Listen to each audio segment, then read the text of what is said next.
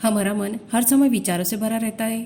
रिश्ते, नाते, काम की चिंता इससे बाहर ही नहीं आने। हमारे आप खुद सोचना, हमारे विचारों का तूफान हमें इतना बेचैन कर देता है कि हमारे जीवन से शांति मानो गायब ही हो जाती है।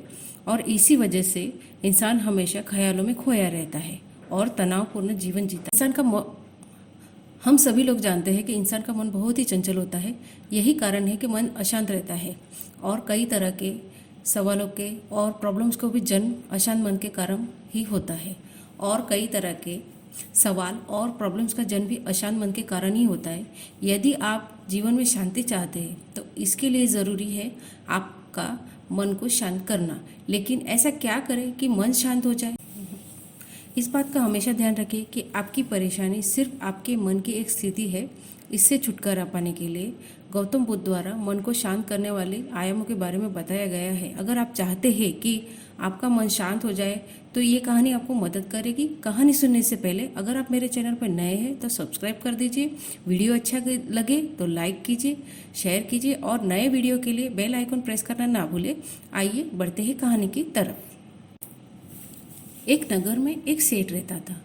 उसके पास बहुत सारी धन संपत्ति थी, फिर भी उसका मन बहुत ही अशांत रहता था। एक दिन की बात है, किसी व्यक्ति ने बताया कि किसी गांव में एक साधु रहता है।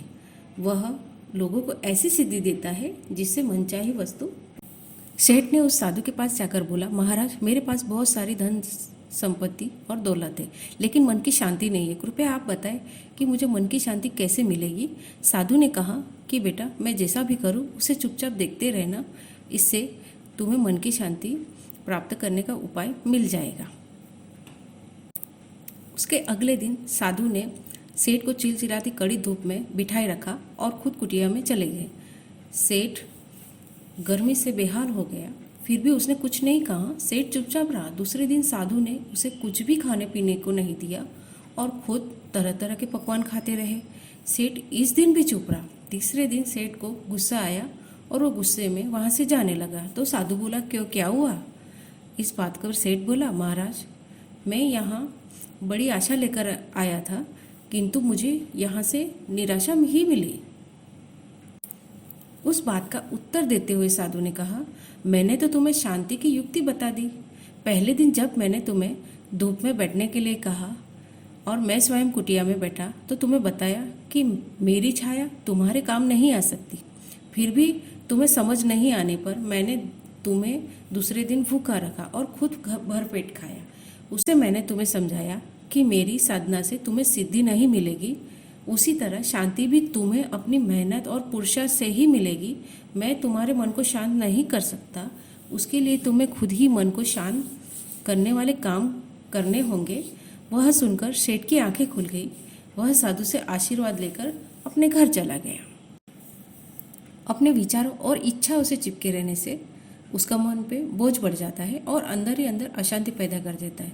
इंसान की इच्छा और भावना सभी दुखों का कारण है। आपके पास जो भी है उसमें खुश रहे। आप ही समस्या के जन्मदाता है। कोई समस्या है उसका मतलब उसी समस्या में हल भी छुपा होता है। उस समस्या को अपने ऊपर हावी ना होने दे और शांत रहकर ऐसी स्थिति में क्या करना चाहिए ये सोचे, रिजल्ट बहुत अच्छा आएगा। इस कहानी से हमें ये सीख मिलती है कि जब भी हमारा मन शांत होता है तो एकाग्रता बढ़ती। एकाग्र मन से किए गए काम में बहुत ही जल्दी सफलता मिलती है।